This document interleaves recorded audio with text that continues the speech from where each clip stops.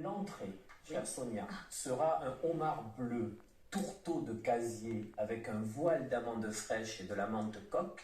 Ça, c'est l'entrée, c'est Anne-Sophie Pic, c'est la gastronomie française. Le plat, c'est Yannick Aleno, c'est donc une volaille de Bresse au parfum de maïs et un gratin de cèpe. Puis, le dessert, c'est Pierre Hermé, c'est son macaron, c'est le dessert signature, rosé avec, je pense, un sorbet de litchi. Vous oubliez juste le plateau de fromage. Et les fromages, j'allais dire. En fromage, on aura donc du chèvre frais, un comté affiné 36 mois et un fromage anglais dont je ne connais pas le nom. Bon appétit à tous, hein. Ouais. Aujourd'hui, c'est moi qui régale. Il y a un très grand problème évidemment dans le pays qui n'est pas nouveau. Vous avez des files de la faim pour les étudiants. Nous parlerons dans quelques instants de la revente à perte. Il fait déjà pchit complètement, mais tout d'abord ce reportage de Michael Chailly. La question du pouvoir d'achat s'affiche partout dans les allées de ce supermarché situé entre Nantes et Saint-Nazaire. Depuis plusieurs mois, les dirigeants observent des changements de comportement de la part des consommateurs. Quand ils arrivent au moment de payer, bien souvent, ils se rendent compte qu'il n'y a plus assez. Il n'y a pas assez dans le porte-monnaie, donc ils laissent des articles à la fin du tapis. On voit bien sur les volumes qu'on a à peu près 8% de volume en moins. Sac à merde, ça va. Oui, c'est ce qu'on aurait envie de dire au ministre de l'économie, à savoir quelle idée vous est passée par la tête pour proposer cela, sachant même que s'il commence une vente à perte, on parle de 5 centimes d'euros par litre de carburant. Déjà, on ne sait pas d'où viennent les 50 centimes qui ont été comme cela dévoilés dans la presse ce week-end par certains membres du gouvernement. On a d'ailleurs râlé au sein du parti présidentiel en nous disant mais comment vous est venue cette idée premièrement et pourquoi vous nous dites que c'est 50 centimes alors qu'en fait c'est que 5 centimes. Enfin, on passe entre guillemets pour voilà.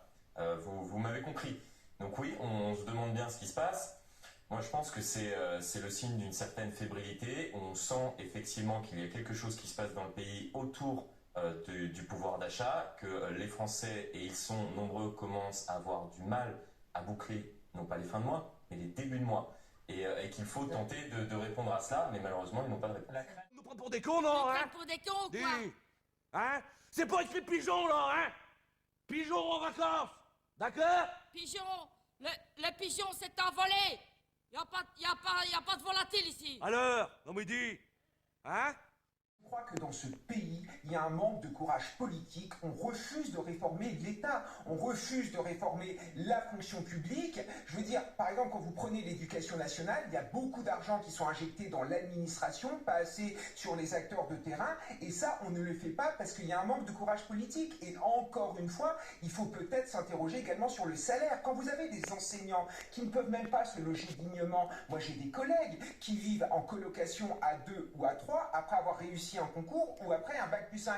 Est-ce que c'est normal? C'est-à-dire qu'aujourd'hui, ce problème de pouvoir d'achat ne touche pas seulement les gens qui sont au SMIC, ça touche également la petite classe moyenne et ce sentiment de déclassement est en train de se répandre dans le pays. Les pauvres, c'est fait pour être très pauvres et les riches, très riches. Il y a aujourd'hui dans notre pays un scandale dont personne ne veut parler. Les classes populaires et les classes moyennes sont les premières victimes du racket fiscal et social orchestré par le gouvernement. Raquette. Je veux me goinfrer, me gaver le plus possible. Je veux louer des coffres, ensuite des gros coffres. Je veux tout. N'oublie pas aujourd'hui les décisions prises dès l'entrée en fonction du président de la République Emmanuel Macron, qui a augmenté notamment la CSG pour les retraités. Tout cela fait partie d'un ensemble.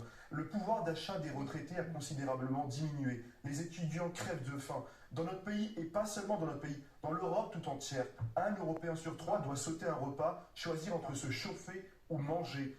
La connerie à ce point-là, moi, je dis que ça devient gênant.